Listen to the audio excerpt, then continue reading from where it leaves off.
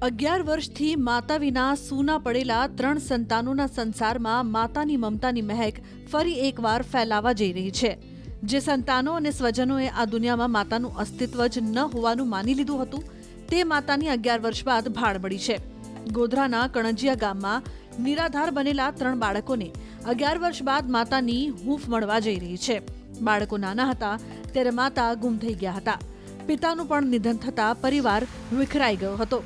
11 વર્ષ પહેલા ગુમ થયેલી ગીતાબેનની વર્ષો સુધી શોધખોળ બાદ પણ કોઈ ભાળ ન મળતા પરિવારે સ્વજનોએ મૃત માની લીધા હતા। જીવિત હોવાના સમાચાર મળતા પરિવારમાં હર્ષોલ્લાસ છે।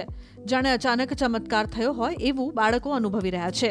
જો કે આ ખુશી સાથે એક દુવિધા પણ છે કે હજારો કિલોમીટર દૂર પશ્ચિમ બંગાળમાં પહોંચી માતાને ઘરે પરત કેવી રીતે લાવવા, કારણ કે પરિવારની એવી આર્થિક સ્થિતિ નથી કે તેઓ માતાને કોલકાતાથી પરત લાવી શકે। એટલે ફોન આવેલો, એટલે વાત કરી, જીવતા છે। અમને તો એવું હતું કે નથી, એવું હતું। સરકાર પાસે અમારી મમ્મી અમને લાવી આપો એવી માંગે છે। અમારી પાસે કઈ છે નહીં, આવે પૈસા આનંદ બહુ છે। 11 વર્ષ જેવો થઈ ગયા મમ્મીને। અમે નાના હતા, નાના જતા રહ્યા હતા। બહુ ખુશી છે। માનસિક અસ્થિરતા ધરાવતા ગીતાબેન વર્ષ 2013માં એક લગ્નમાં ગયા હતા અને ત્યાંથી ક્યાંક ચાલ્યા ગયા હતા।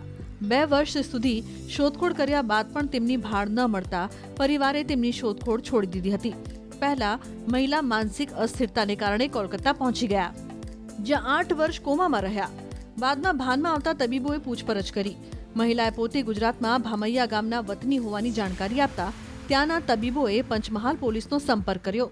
પોલીસે ગામના સરપંચનો સંપર્ક કરીને મહિલાની જાણકારી આપતા પરિવારમાં ખુશી જોવા મળી। આજથી 12-13 વર્ષ પહેલા મગજ સ્થિરના અભાવે ઘરેથી અહીં બાજુમાં લગ્ન હતું, એ લગ્નમાંથી નીકળી ગઈ અને એની અમે 2 વર્ષ સુધી શોધખોળ કરી અને ગમે તે મળી આવે એવા માટે અમે ઘણો પ્રયાસ કર્યો, પણ અમને કોઈ જગ્યાએ મળી આવેલ નથી। પરંતુ આજે લગભગ 2 દિવસ પહેલા ગોધરા પોલીસ સ્ટેશનમાંથી માહિતી મળી કે એ ગીતાબેન કલકત્તામાં હોસ્પિટલમાં છે। એટલે એનો પરિચય, એ ફોટો આવ્યો, ફોટો અમે જોયો કે ખરેખર ગીતાબેન છે એવું અમે સાબિત કર્યું। સાબિત કર્યા પછી અમે જાણ કે વિડીયો કોલ કર્યો। વિડીયો કોલે અમે જોયો, બધા જોડે વાતચીત કરી। અમે 5 બહેનો હતા, એ સૌથી નાની હતી અમારી બેન।